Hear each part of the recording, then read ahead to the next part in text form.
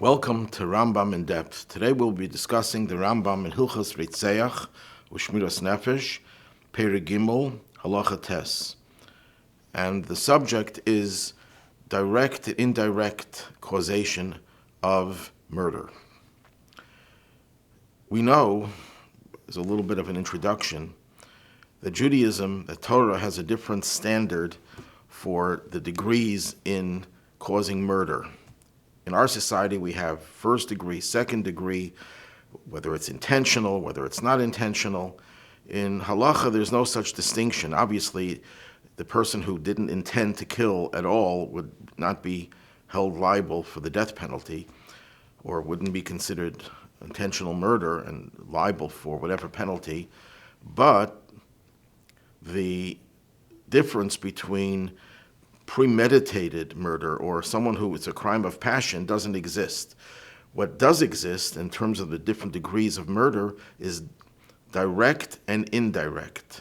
If a person causes death of an innocent person through an indirect process where you didn't actually get involved in the process of murder, there's no death penalty for that. Otherwise, there is a death penalty, obviously, when all the other conditions are met for meting out the death penalty. So here the Rambam, in two halachas, gives the distinction between one category and another, and on the surface there seems to be a contradiction between the first standard in which you're liable and the second standard in which you're not liable. So let's learn some of the Rambam in the text, and then we'll discuss the discrepancy and how it's resolved. The Rambam says, if someone pushes his fellow into the water or into the fire, then we evaluate this person. If the person had the ability to escape, then the person who pushed him in is exempted from the death penalty. It doesn't mean it's not murder, but he's exempted from the death penalty. But if the person could not escape, chayiv, then the person who pushed him in is liable. Very understandable, because you pushed a person into a place where it's inevitable they will die, you're liable. In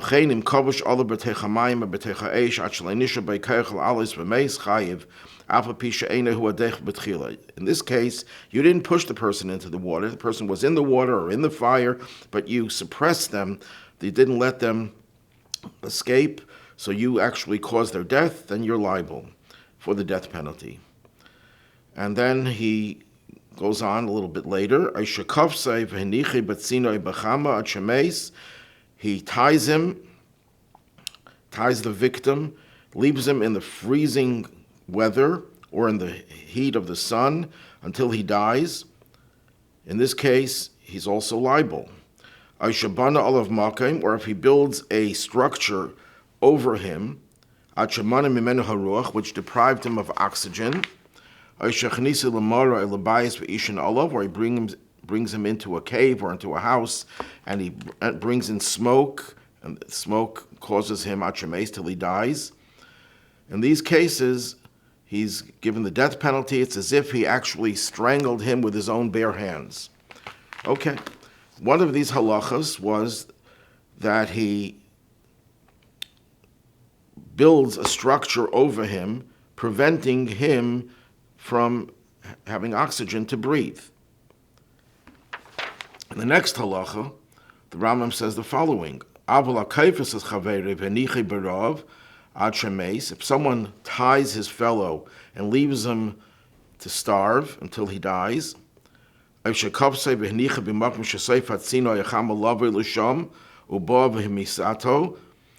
he ties him up and leaves him in a place where it's not cold now, it's not too hot now, but eventually it will become cold or hot, so the actual process of tying him up is not an act of murder, of direct murder. In this case, he's not liable for the death penalty. Now here's the key sentence. If he covers him up with a barrel, in that case, and eventually he dies, he's not given the death penalty. and he is a murderer, without question. V'deirish damim, deirish min adam. The one who avenges, Hashem, will avenge his blood.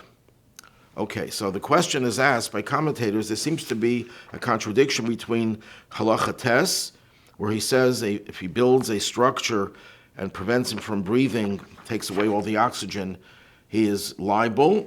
And here it says if he puts a barrel over him and that causes his death, he's not liable. What's the difference between building a structure or putting a barrel over someone's head? In both cases, it ultimately deprives you of oxygen and causes the person to die. So why is there a distinction drawn between the house or structure and a barrel?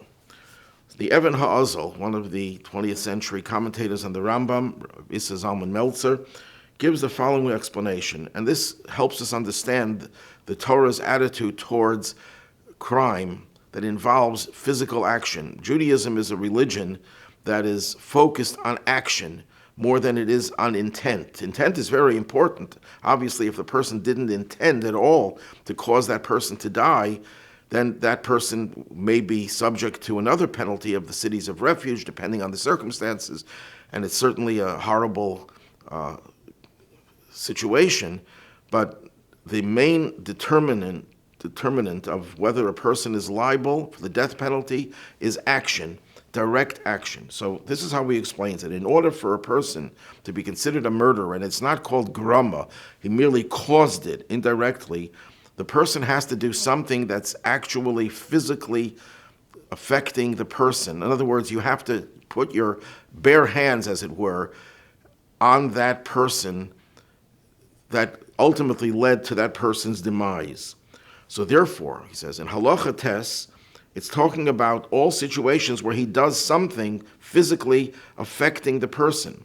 So when it says about building a structure until he prevents him from being able to breathe, if you look carefully at the Rambam's wording, it's in continuation from a previous statement. The previous statement is if he ties him and leaves him in the cold or in the heat, in the sun, until he dies, or he builds a structure on him, preventing him from breathing. So the Even HaAzel says that this is talking about a case where he actually tied him up and then built a structure which prevented him from breathing, where all the oxygen was consumed, so he couldn't breathe. So the murder took place through his actual physical act that touched the person. He ties the person up. In other words, even though the death comes later, but as long as the process started with his physical attachment to the victim, that is considered to be first-degree murder, direct murder. It's not called causation. That's in halacha tes. But if you go to halacha yud, where he talks about the barrel, he doesn't mention anything about tying him up. And the distinction is very clear. Building a structure, if the person doesn't escape, it takes time between building a structure and the person fleeing or not fleeing. So if he doesn't tie him up, he'll flee. So that's why it requires being tied up. But putting a barrel, that happens in one instant. He could do that without tying him up. So it's not called Rotzeiach, it's not direct murder, because putting the barrel doesn't touch the person. He's not physically touching the person, leading to the person's death. And therefore, the ultimate effect is that the person dies, but it wasn't through your physical action that involved touching the person, tying the person. So that's the distinction between halacha tes and halacha yud. In halacha tes, he ties him before he builds the structure. In halacha yud, he just puts the barrel over his head, and therefore, even though it causes the person to die, and it was an act, but the act was not physically engaging the person who's the victim. That's the difference. Everything begins with an action, but it's an action that doesn't immediately kill you, and it's not something that involves the physical body of the victim. That's considered to be grama, causation, and there's no death penalty. But of course, as I mentioned before, as the Rambam himself said, he's called a murderer, and he will be punished. And in some cases, the courts have this extra legal license to sometimes mete out the death penalty for a murderer who gets away with murder as the proverbial getting away with murder, but here it's literal. So the person is definitely considered a murderer, but doesn't get the Torah recommended death penalty for Rotzeiach, for murder.